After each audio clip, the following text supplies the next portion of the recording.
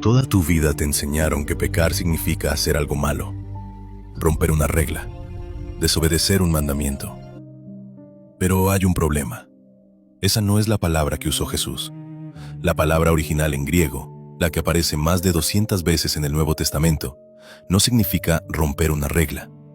Significa algo completamente diferente. Y cuando lo entiendas, todo lo que creías saber sobre la culpa, el perdón y la gracia va a necesitar ser replanteado. Quiero presentarte a alguien que conoces bien. Pablo de Tarso, fariseo de fariseos, estudiante de Gamaliel, el hombre que perseguía a los seguidores de Jesús antes de encontrarlo en el camino a Damasco. Nadie en el primer siglo entendía la Torá más profundamente que él. Y sin embargo, escucha esto. En Romanos 7, versículo 15, Pablo escribe algo que suena casi desesperado. Lo que quiero hacer, no lo hago. Y lo que no quiero hacer, eso hago.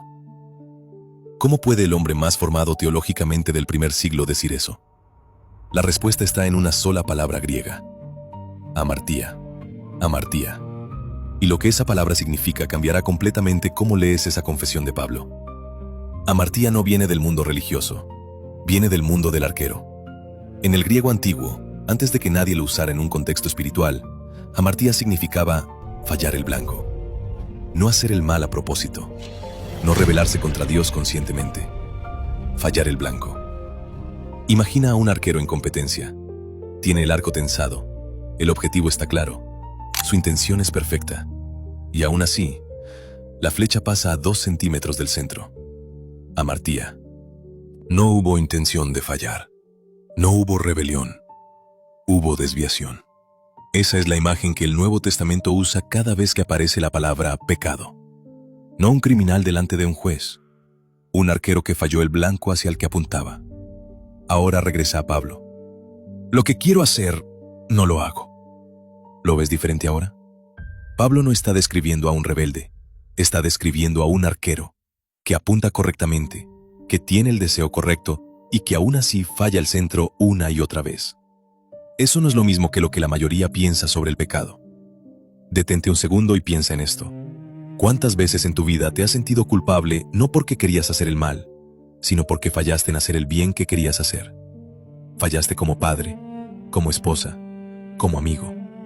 No por rebelión, por debilidad, por desvío. ¿Eso es lo mismo que la imagen que pensabas de un pecador? Porque si amartía es fallar el blanco, entonces el problema que resuelve el Evangelio no es solo la culpa del rebelde, es la condición del arquero que falla una y otra vez sin importar cuánto lo intente. Ahora escucha esto. En Juan 1:29, cuando Juan el Bautista ve a Jesús y dice: «He aquí el Cordero de Dios que quita el pecado del mundo», la palabra que utiliza es exactamente hamartía. No dice quita los actos malos del mundo, dice quita la condición de desviación del mundo, la incapacidad estructural del ser humano de dar en el blanco.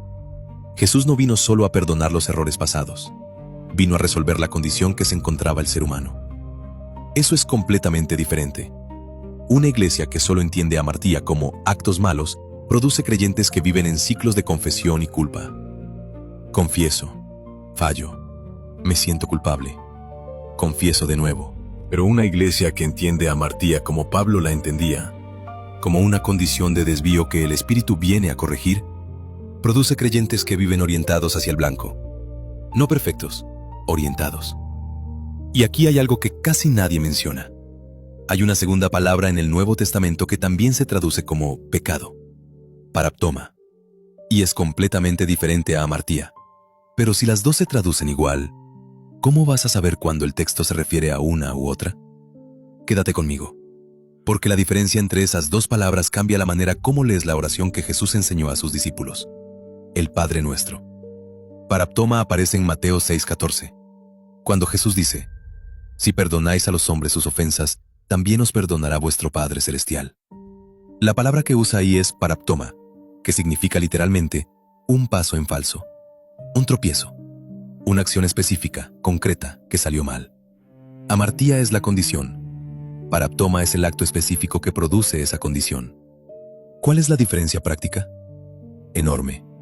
Paraptoma se puede confesar, se puede identificar, se puede restituir. Amartía La condición de desvío no se resuelve con confesión, se resuelve con transformación. Por eso Pablo en Romanos 12 no dice, confiésate más. Dice, transformaos por la renovación de vuestro entendimiento. La palabra griega ahí es exactamente metamorfosis. No manejo de actos malos. Transformación de la dirección interna del arquero. Volvamos a Pablo en Romanos 7. Lo que quiero hacer, no lo hago. Ahora eso ya no suena como la confusión de un hipócrita. Suena como el testimonio honesto de alguien que entendió que amartía, la condición de desvío, no se vence con más fuerza de voluntad. Se vence con reorientación, con metanoia, que ya estudiamos antes, con praus, el poder sometido que estudiamos antes. Todo conecta. El Evangelio no es un sistema de gestión de culpa. Es un proceso de reorientación completa del arquero hacia el blanco original para el que fue creado. Y la pregunta que el texto te hace hoy es esta. ¿Estás viviendo en el ciclo de amartía? Confesar, fallar, confesar. ¿O estás en el proceso de transformación que Jesús vino a producir? Porque hay una diferencia enorme entre las dos cosas. Y el texto original lleva 2000 años diciéndolo. Si este tipo de estudio está cambiando cómo lees la palabra, dale like ahora mismo. Ese gesto hace que más personas encuentren estas enseñanzas y eso importa de verdad.